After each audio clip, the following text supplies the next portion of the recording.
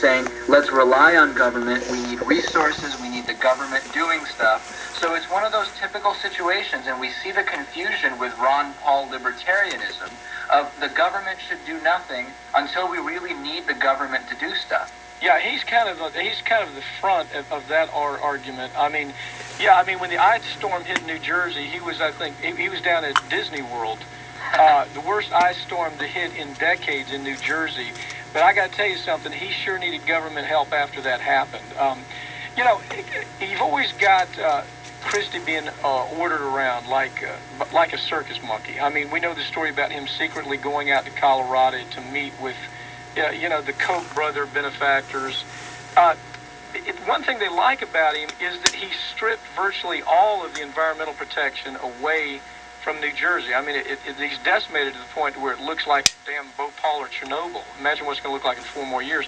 Don't you think that's the kind of politics he would have brought to the national front? There's no question about it, and he would have no trouble doing it, because if he can bring that type of policy to New Jersey, a place that has so much industrial development and actually really needs to be very, very careful about the carbon footprint and pollution that's being put out there, we already see that the Republican primary is a very comfortable home for people who just flat out don't believe in science, other than John Huntsman, who has been very clear about the fact that, hey, evolution and human effect on climate change are real, and we can't be the party that pretends those things aren't real. Chris Christie would be right at home. That's considered mainstream in this Republican primary, as is, by the way, cheering, for example, during his speech, Chris Christie's speech, when he talked about Reagan firing thousands of people. Mm-hmm. Yeah, the Republicans loved that kind of talk. They loved it. They boo a gay soldier in another debate. They cheer about letting someone without health care die. Those are valid discussions, Pap, in the Republican primary. It used to be fringe discussions that you'd only see really in the fringe websites, but now it's up there in Republican debate. So this is a guy that billionaires really have been able to call their boy. There's really no question that he is the billionaire's boy. He's the guy that it was incredible. I've never understood this. He chose to raise taxes on the elderly rather than to tax millionaires. And then he slashed medication assistance to seniors with the same pen that he gave more tax breaks to these huge energy corporations that made New Jersey into a toxic hellhole. But still, the elderly in New Jersey seem to favor Christie. What is that all about? I mean, is he so charismatic that they're willing to say, yeah, you can take everything from me and just do whatever the hell you want to do? I mean, this is most of the voters up there.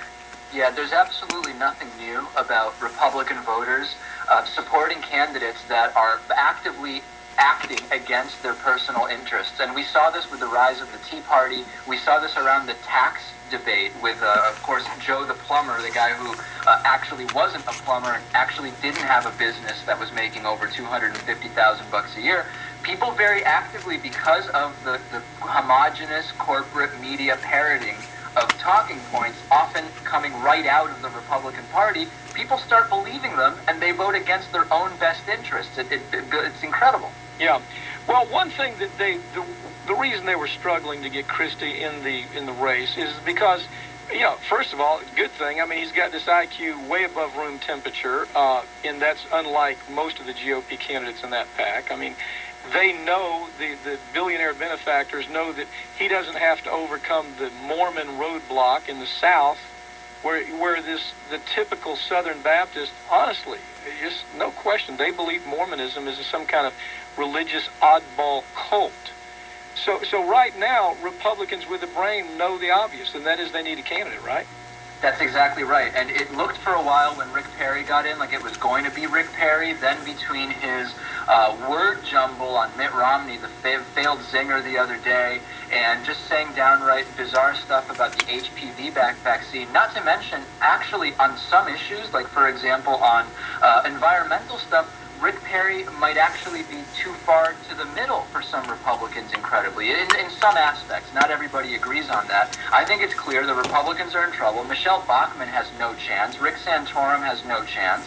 They need somebody. And the people with money, the Republicans with money, are kind of happy to see it be Christie, especially since they don't like unions, and neither does he.